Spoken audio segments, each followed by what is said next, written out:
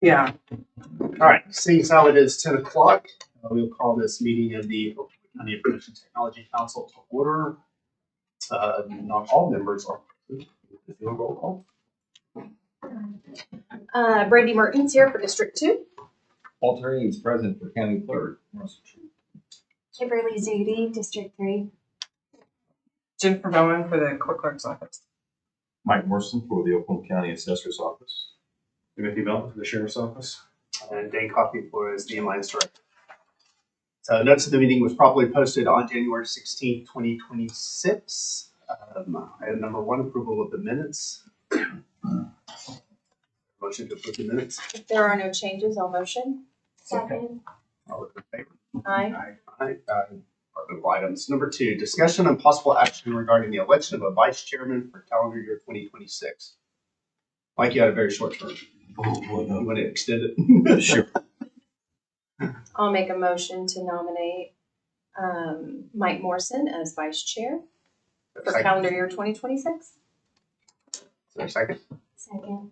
All those in favor? Aye. Aye. Thank you, Mike. Thank you. Item 3, discussion and possible action regarding alternative options for telecommunications for the county. Now, what this is what I intended this to be is to open a dialogue and a discussion on the concept of moving away from the Cox telephone system in favor of something else. Okay. I included an attachment here with some pricing for the Ring Central system. I'm not suggesting we go with this today. Okay. I just wanted you to see the price difference because the Cox system costs us about $300,000 a year. So when you look at the price difference, it makes a compelling argument to at least consider other options. From a Denying that. From an MIS point of view, our point of view is basically the Cox system is difficult to manage. I know not a lot of people like it. We don't necessarily like it either. For those that don't know how we kind of got backed into it in 2019, those of you that were around will remember the failure of the Nortel system while we were trying to move to a different system. And we ended up settling on the Cox system because procedurally we could buy it because it was a contract. And we were up against the wall. We were one power failure away from the entire phone system. So, like I said, the point of this is to just open a dialogue and see if there's any interest at all in making a migration. It's been 7 years. Our personal feeling is that, we're not heavy users. We just manage it to some degree. I wish we could manage it more, but that's just not the way the system's designed. That's part of our rub, is it takes so long to get anything really truly done with it. So It's more user friendly. there are much more user-friendly options out there. Is it not just this one? Right. Okay. Right. My But this is definitely more cost effective. is much more cost effective. Right. And we're looking at another one called GoTo as part of the, which used to be Jive, which is the way we were looking at in 2019. I would expect that cost will be right in line with this, give or take probably a few thousand, but there are systems that are right in line with this. We never chose Cox because it was the least expensive. Well, and I also had the understanding that your telephone support, Deidre, would assist. Yes, Yes. yes. And so is there, Before she retired. yes. Yes. So is there a time frame in which we probably need to work this within? Maybe, but I wouldn't let that necessarily drive the decision. Sure. Teacher can always come back part, is willing to come back part-time if we need to assist with this. And quite Well, frankly, bless her heart. we're now so diverse in our ability to maintain these things that it's not what it was 7 years ago. Right. Okay, in terms of rolling this out. And the fact that we did do a rollout in 2019 and all those collections of numbers and things like that means we've got a lot of the groundwork kind of already done. I got done in 2019. I mean, obviously there's some changes. We don't have the jail anymore, so that lowers just the sheer volume of numbers of phones. You took away a good quarter to a third of our phone numbers when the jail separated. And even the jail has moved off of Cox, I'll put that. So they moved on to Vonage in July.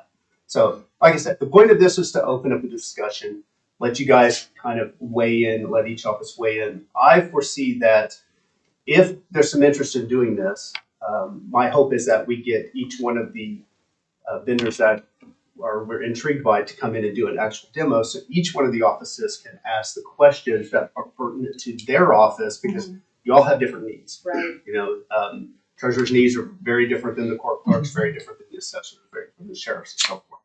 And so that way they get a chance to sort of answer the questions, and everybody gets a chance to weigh in, which is the point of the council. I think that's a great idea. I think so too. Mhm. So right now we're looking at 3 different options. We're looking at this one. We're looking at the Go-To Jive system again, same one that we kind of looked at in 2019, but it's got some new features and stuff like that. I expect it to be very similar in pricing to this. We're also looking at expanding WebEx, which is what we just moved to for Item 1.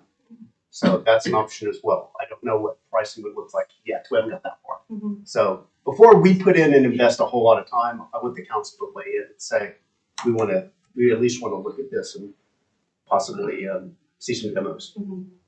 I think that's a great idea. Do you need a motion from this council to proceed? I would think so. I would like one.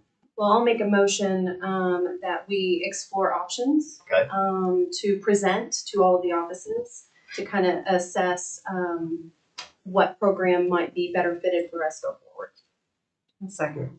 Right. Any other discussion on that? Do you have a timeline of what would be best for you, or? No, not really. Like I said, Deidre, I expect Deidre's last official at least full-time day to be June 30th of the fiscal year.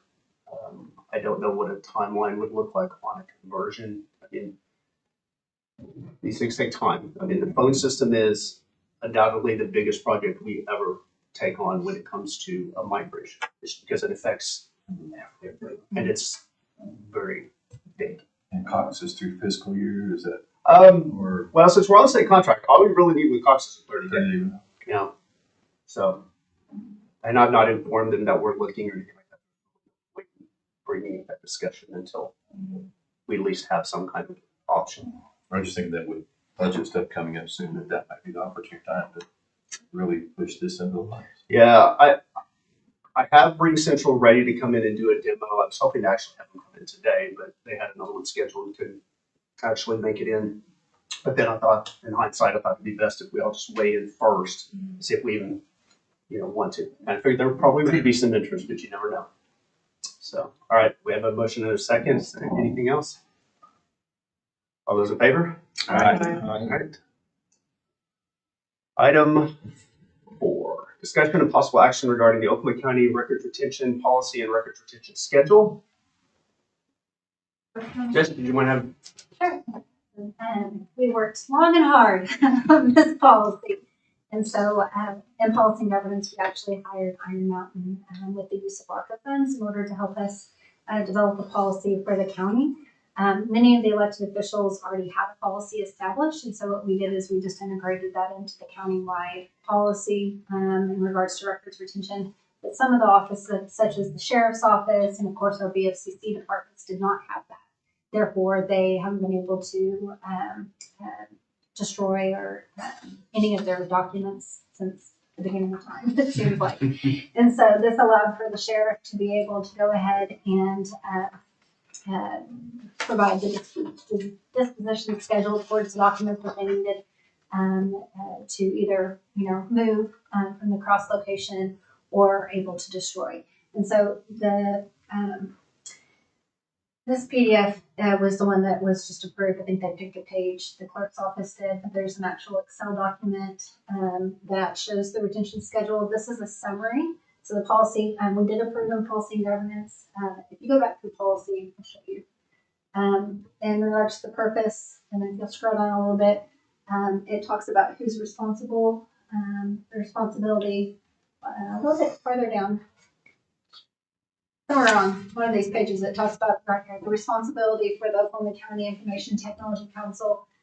So this is your responsibility as a council in order to have oversight over the program's management responsibility, including working with the Board of County Commissioners in each one of the elected offices to ensure adequate program resources.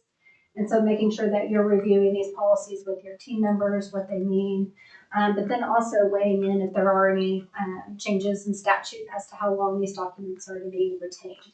And so this lies within your purview to review, and we have Iron Mountain until December 31st of 2026. So we're working with our district attorney in order to review each one of our departments. And so as those are approved in policy and governance, then we'll go ahead and put them across the agenda here so that way you guys can have, eyes on them and final kind of approval. But if there are any changes that need to be made, then you would take this to policy and governance, request those changes to be made, and then they go across VOCC for final. So this is the policy. If you'll go back to the other attachment, that was the schedule. So this is the schedule of the retention summary. And so basically this is an easy document that each one of the departments, as well as this committee, will be able to review, what is the record code, the record type, and then the minimum retention. And then the Excel document that was attached is actually the same document, except for a little bit more information in regards to the statute that calls for what that retention schedule requirements are.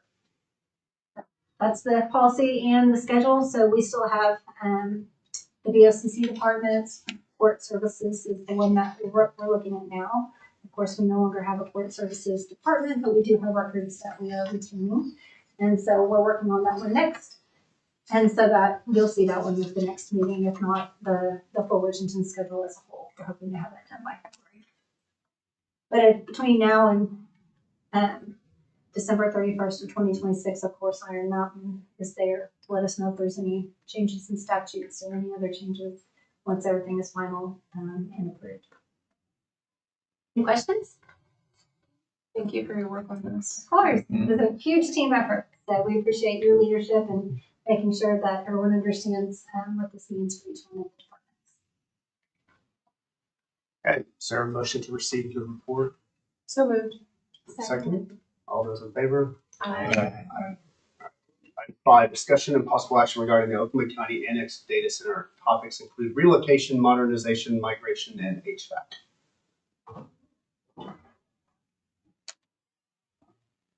We just abandoned. Wow. You We have have a it. storage array being installed on the NACON tomorrow morning and plan to move production out there and not completely abandon the annex, maybe have some backup devices here, but move production out there. That's the way we've been rolling. John, you want to give an update on where we're at on that?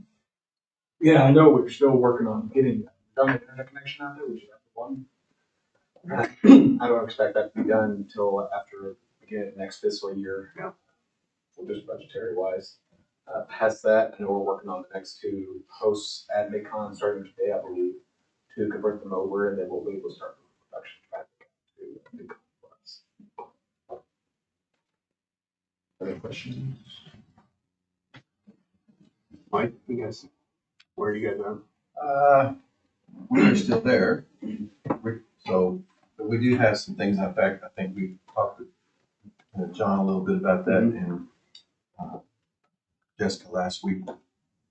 And I don't know, it was just something that our office sat down and started thinking about.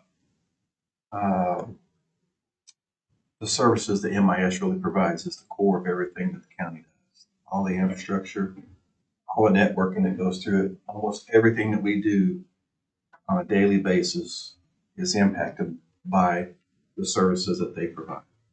And I think that we almost had some really big issues with the cooling system going down. In fact, we went over and turned our service off before we went home. I think it was 106 in that room at that point.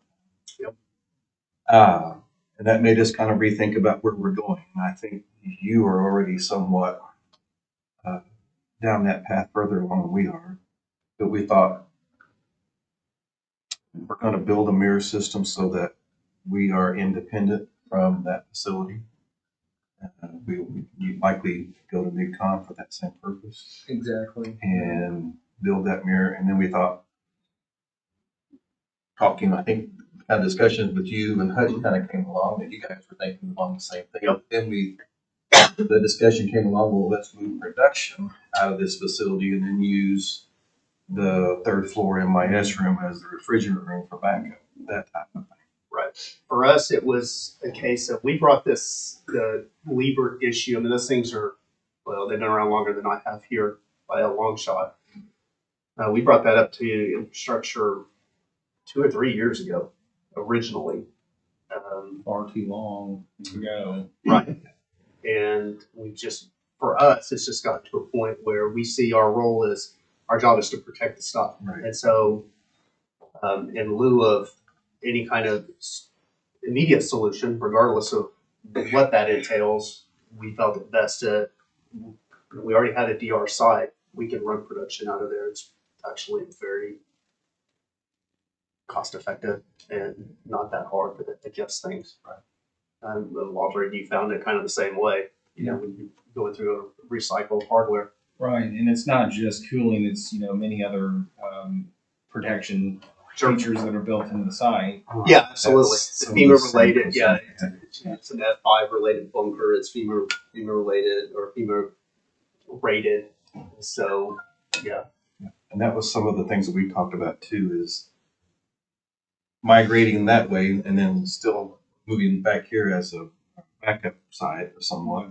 We still encounter the same instances that we have now with facilities, buildings, fires, flood, storm, all of those things. Yep. That in our mind, the backup system for us, being what we're going to, that needs to be, in our opinion, the same as our production piece. Mhm. And I think that we just didn't know where everybody else was with their office, if they were thinking along those same lines, because at BET, Jessica kind of went over some things that regarding the Beaver system, and that we might be using about $135,000 or more to fix that system. And Gotta replace it. Yeah. Replace it. So we just thought, The plan is, I believe, Jessica, correct me if I'm wrong, the plan is to go out to bid for that. Yeah, so that is what, some direction that we need from this council today, because we have an infrastructure given purchasing to go in regards to collecting information in order to send that out to bid. And so if we need to have them pause that to gather more information or learn more, I need to let them know today. And so we have requested a quote to see what it would cost in order to correct the Liebert system. As you had mentioned, it ranged anywhere from $135,000 to a little over $140,000, which means we have to go out to bid. And we could not find a state contractor that could provide this service in order to prevent, to not have to request us to go out to bid. and that So that's we're, what I need to know is, do I need to tell purchasing to hold off on sending it to bid and have further discussions, or do we want to, continue to and pursue we were that? thinking of using the unallocated capital funds to Correct. pay for that, because there's about There's about 709,000. $709,000 roughly available in capital unallocated funds that we could utilize those funds for. But if there's further discussion as to where it's going to, if it the location or, any of those factors play into that. I just need direction so that way I can tell purchasing what to do. The 135,000, that's just for Replacing. a single another- unit, Yeah, not dual. okay. So there's For multiple- redundancy, right? I would assume. We have 2 today, not that they necessarily function. It has redundancy built in. Okay, so 135. So but our discussions kind of came about, is this something that, I don't know, maybe this group can address? I know for our purposes, we see no problem moving completely off-site if that's an option for us. If the speeds and everything are there. So that Correct. we have the ability to work. I think the biggest issue of relocating everything is really going to fall because of the sheriff's security system. That can't go off-site. There's just way too much data that goes across with all those cameras to push those servers. So that's got to be housed here somewhere, whether it's in that room or a different room. It just has to. Doesn't mean we have to be in that room also, but it's something to consider. So there's got to be, the point is, there's got to be a presence. Yes, and we realize there's gonna have to be some of those things that come into play with that. It's just, Yeah. do we need that big of a facility and Right. that big of a system to do all that with, or can we Yeah, I think scale down? I think you could easily say that with all the virtualization that we've all done in the last 20 years, I mean, you can walk in that room right now and see all the empty racks and go, yeah, okay, we don't need that much space. There's a lot of empty space in there. Right. And a lot of it can be consolidated. John, I mean, we can consolidate down to 2 racks. 2 racks easy. Yeah. And I know you and I over the years have had conversations about that. For us, it seems like we're trying to build a refrigerator in that room. I don't know that that's my personal opinion. I don't know if we necessarily need a refrigerated room. Maybe we just need either that or we need a smaller room, or maybe a self-contained system that has all of that infrastructure. We looked at safety that, back when there was talk of, relocating to the first floor. Right. We looked at the Vertiv solution, which actually is a really good solution as opposed to just building out an entire data center. It's about half the cost. And you get redundant power, redundant cooling, and everything really you need. We should have a place to put it, and, there wasn't a strong desire to see it all the way through for various reasons. So we were just thinking, if we're looking at 135,000, do we maybe want to look at different options? I don't know. You would have to tell me whether or not we can allocate. Or do we need to scale it back? Yeah. Can we save some by, the one thing we really do need to get is what's the power draw? So how much square footage are we really talking about? Do we really want to go through the process of moving things? I mean, those are the questions you got to answer Well, it first. sounds like we're going to move most of the stuff anyways, or what we can perhaps. But I was just thinking, is there a better utilization of $135,000? Do we spend some of that for an offsite location? Oh yeah, because redundant, And just it's- talking about redundant circuits and faster circuits, it's not going to cost anywhere near $135,000 a year. It'll be a fraction of that. And so, right. I don't know what it would cost. And then do we go, as we've discussed, do we go, okay, look, if we relocate our production to, MidCon in Edmond, do we maybe go to MidCon in Tulsa for disaster recovery? Or do we go to, we've toured the Tonic data centers down by the airport, there in Devon. Right. That's Well, what Devon's- yeah. That was It's been long ago we talked about that. fabulous place. Yeah. Never did get pricing on it because we just lost contact, but that's an option as well. And that building's not going anywhere. Devon clearly overbuilt that. Well, that's what I mean. It's a protective bunker for storm, Oh, fire, absolutely. flood, whatever's there. Right. And so that could be an offsite place. Yeah. Cloud could be, we talked about, you guys are already partly there. We anyway. are, and we are still on hold because that just changes some of our process and workflows and Sure. ability to administer it. So we're not going that way yet, but Right. And we haven't decided to go there. Yeah, but There's 2 a to lot 5 that's years, all involved that in may that. change quite a bit. I don't know. Sure. Yeah, our immediate look at it is from a viewpoint of we need to protect the stuff. For us to relocate production to MidCon is not that difficult. And like I said, it's relatively low cost. Yeah. I just know that we would prefer something that's, Again, we can always bring it back. We can always yeah. migrate virtual right back across. Our idea So, is that our backup is the same as our production. It's Yes. it's maintained, it's secured, all those things, and I don't think we have that here as we would somewhere else. Right. Chuck, your thoughts? So Well, we would prefer to have our backup stuff out at MidCon and our production stuff, which is really just 2 or 3 servers Right. here. Right. Just because we have to go look at them every once in a while. Sure. Other than that, we can go out. I mean, the DAC system doesn't generate a ginormous amount of traffic, but we like it as close as possible. Sure. But other than that, I mean, we're pretty flexible. So if we have some place to put 3 little servers that here, then that's good. The rest we would like to move out. Right. What did the district offices think about whether we're here or not here?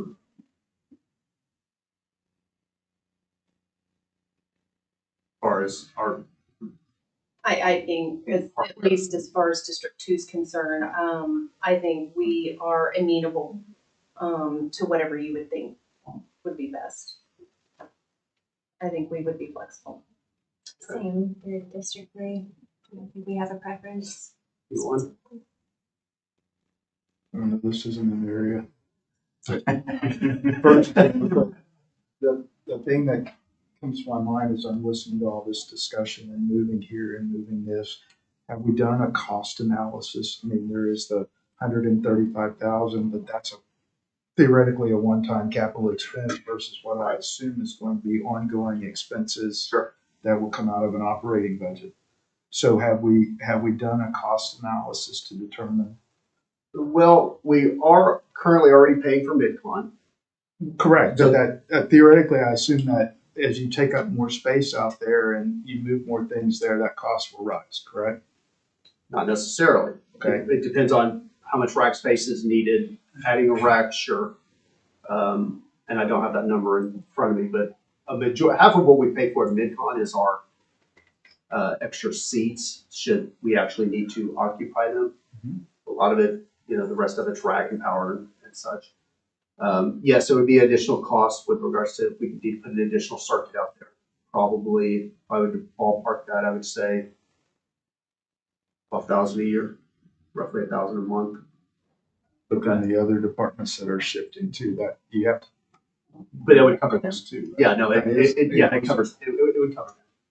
And so, yeah, we haven't done a cost analysis on it simply because for us, like I said, to relocate production, at most, we're just increasing the circuit between the two buildings. We would still, I think design-wise, and John, well, needs to correct me if I'm wrong, but the idea would be we'd still actually run our main internet lines out of here because this is where the redundancy is. So we can bounce traffic. There's a lot of traffic now where we're structured that just goes to, email, for instance, goes to the cloud. That's where it's at. Same with internet traffic and stuff like that. There's not a lot of files being up in OneDrive now. It goes to the cloud. It doesn't actually go to physical server, or even virtual servers. A lot of that traffic, there would be certainly application traffic, maybe inside web traffic or something like that, but it's not as much as it was 10 years ago, 15 years ago. So it makes sense to keep running our internet out of here where we've got good redundancy and stuff like that. And I know it sounds kind of weird to say we're going to bounce traffic to there and back, but that's what we do on the back end, right? And a lot of that traffic would actually never even go to MidCon. That sort of makes sense. Yeah. So no, but to answer your question, no, we haven't done a real cost analysis on it versus. We just got the. Go ahead, Paul. What would that do in terms of staff locations? I don't think it changes anything. No, when we need to go to MidCon, we'd send someone to MidCon to go look at touch a server or something like that. Chris, for instance, has been doing a lot of work out there as far as this conversion that we're doing from VMware to Hyper-V. Just because VMware costs have gone through the roof, and we're not paying that. And So I guess there's some capability to add some switches to existing servers that more or less put a virtual person there to restart and retouch those servers to some degree. Right. So there is some capability of even that. So I have personally been in environments before I was here where we completely co-located out of MidCon. I think in the 6 months I was at that location, I think I went there twice. I've been out there twice to touch something. So, it happens, but it's not that hard to get there. I just wanted to kind of have the discussion before we went down a path that may not necessarily be the best or most effective way of us. And we're kind of, I'm not here to advocate necessarily one way or the other. All we're doing right now is taking steps to protect what we currently have and keep it from blowing up potentially. Absolutely. That's it. I'm not thinking 3 years from now, 5 years from now. We're not doing that. We're just like, what can we do today? We can get to MidCon to run production out of MidCon pretty easily. It's not that hard. And pretty transparent to most everybody. And Already doing it. if not for the conversion, we would already be doing it. Right. Because, correct me if I'm wrong, but I think now MidCon is the Hyper-V now. The half have to be half the Have The next fiber half is being converted starting. starting to, right. So, once again, transparent to you guys. And I know, Joe, you have a funding question about it, and is there any outside money that would help us obtain what we might need? Is there any ARPA money or anything that could be assigned to that? Don't know off the top of my head. Because I just know that there's an item on the BOC agenda for 1.5 million reallocation of ARPA funds. There would have to be some type of existing agreement with IT for a similar scope of work. And so I'm not aware of anything of that sort in order to even consider using that. Okay, I didn't know if there was some timing or some other speculation that had to be done. No, sorry. Good idea, but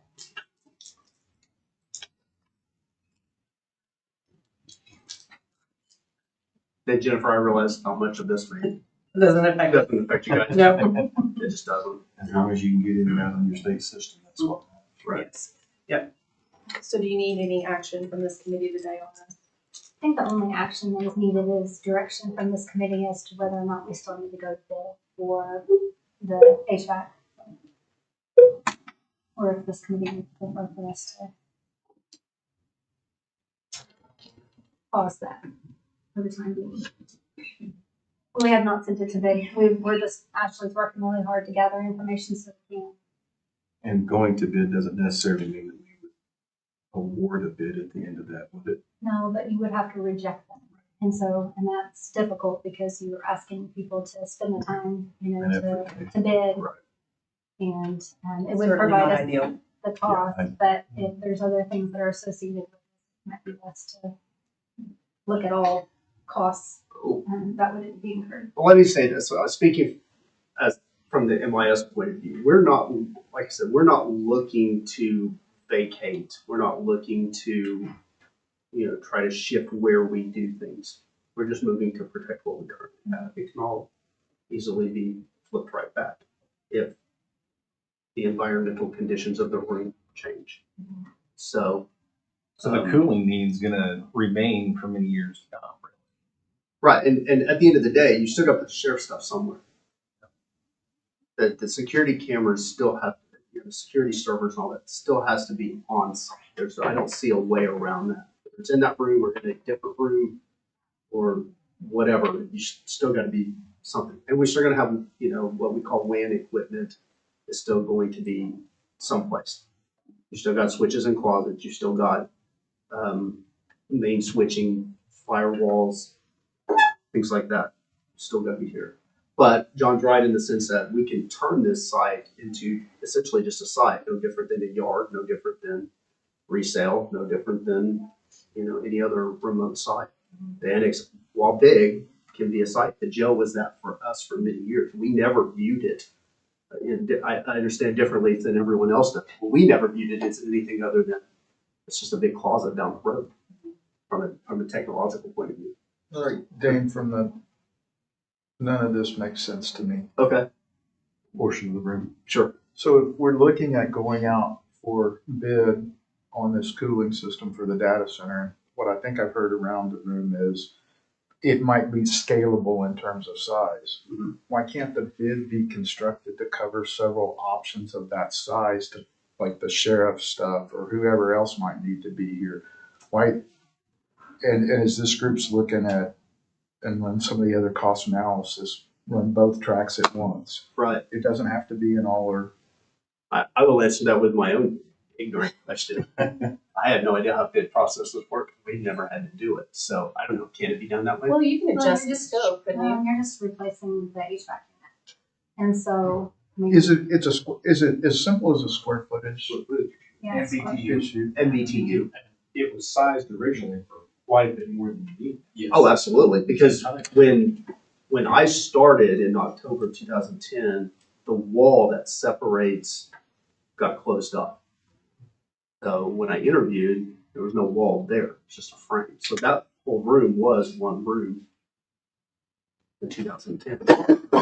And so, yeah, you're right. It's sized for, But the cooling needs right. nowhere near what And they not used to mention, every piece of hardware was physical. Sure. Aegis server, database servers, email, everything was a physical server that produced heat. And less efficient. Right. Much less efficient. Now we have 120 servers that run on things that are this size here. Would our resident HVAC guy be of assistance in putting together those types of? I would think so. In regards to scoping, people involved. What do y'all think about that? A range of. I like it. So what I think or at least what I'd like to see is to continue to go out to bid with what we originally thought, and then these guys work together to figure out what those scaled down needs might be to see. How much work would be involved in shrinking the server room? I know the walls gotta be put up that can hold in halon. Yeah, you gotta, and I'm not a data center architect, but you gotta seal the room properly to be able to have some type of fire suppressant. Now you're talking about going to talk to true data center architects to resize the room Yeah. or remodel it, rebuild it. That's why I was looking at what you said. Look, I've moved to data center, but I've never built. That way we're not building a house. Right. We're trying to cool Yeah, the we don't entire need, house we don't with need a just the 3,000 garage. square foot house for Right. But a space that. Yeah. I mean, I do like that idea, but I still do have a concern that our backup center is not as structured or hardcore as our production piece would be. That this is still a commercial building that deals with the public. It's not a structure that's built for secure servers. So anytime that we have a storm, Oh, yeah. all those things come into play or worse. Or worse. So Yeah. it sounds like we need cost for what anticipated cost would be for MidCon to be primary for each one of the elected officials' offices. That would be moving that to the primary location so we can plan for our budgets. And then the square footage is already set now in regards to the room in your office. If we did less square footage, would there need to be modifications to the room? And so what the cost of that would be? And it sounds like we'd have to bring in a specialist in order to do so. We would want a specialist. And then it would to remain make sure if in- we're gonna do it right. And that it would remain in MIS's current location, correct? So is there a motion? Well, and then contrast that with one of those pre-made ones. Or Which we still need a room for. Sure. Yeah. You still gotta have the room in Well- the space. That was the problem we ran into with it when we looked at this a year or so ago was we didn't have the square footage. We hoped to move it down to the phone room. That's what seemed the obvious thing, but it was just not wide enough, and not able to be changed. would it be feasible to look at what it would cost to move to say the Devon's piece or the Tulsa MidCon? We can do it all. Something of that, just so that we see a What do yearly or annual cost of what that would be. Right. We don't really have, MIS doesn't really have a super strong opinion on where it goes or what. We just don't. We totally happy to stay there. We want to relocate it to an offsite facility. We can do that too. When's your next scheduled We're almost meeting? there. When's your next- April, April? though I foresee calling special ones for phone system demos. So maybe we look into the pricing for all options and then bring it back to this committee before, in order to make a recommendation of what we do moving forward in regards to a bid. Okay. And I'll work with MAS and facilities in order to, engineering, in order to do that. Is there a motion for that? Or anybody want to make a motion? I'd make a motion that we explore all those feasible choices and options and then move forward based upon that for recommendation. Second. Okay, any other discussion? All those in favor? Uh, All right, citizens participation, seeing none. Board comments, Sheriff? No. Assessor? Clerk? No, thank you. Treasurer? D1, agree. Nothing for now. No, thank you. Is there a motion to adjourn? So moved. All those in favor? Aye. Mhm.